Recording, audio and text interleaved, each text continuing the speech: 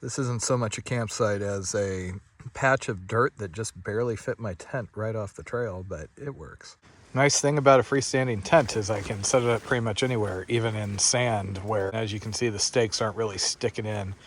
Bit on the breezy side back here, but I'm happy to see the blue skies at least.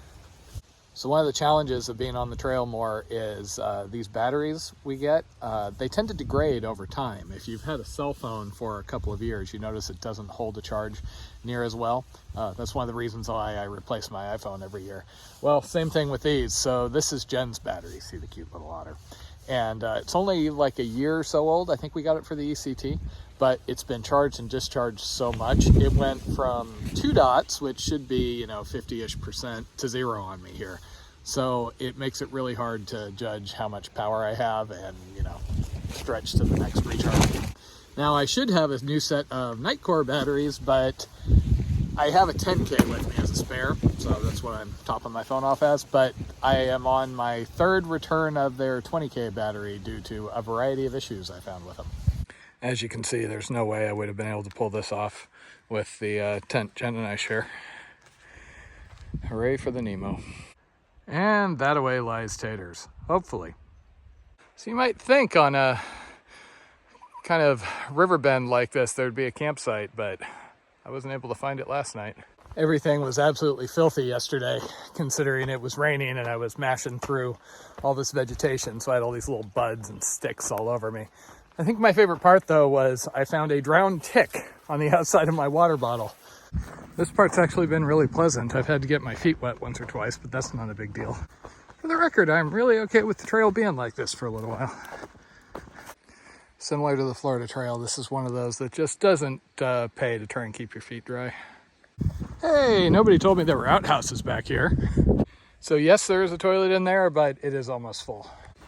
These campsites are marked kind of haphazardly on the map I'm using. So this is Sycamore. Wow, okay, there are some other people back here. There seems to be some sort of loop that goes through here. I'm kind of glad I'm a few days behind the 10-mule train, though.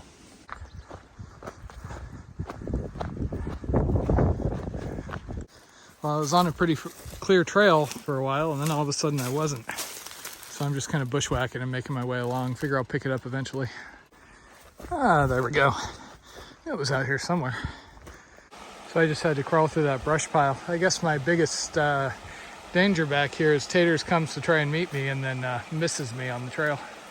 I usually go to great lengths to try and avoid backcountry rendezvous, just because in my experience they always go wrong. This is kind of frustrating because I swear I'm trying to follow the trail. I even managed to find it again with a couple of ducks and a tag, but it seems to have disappeared. So I'm just splitting the difference.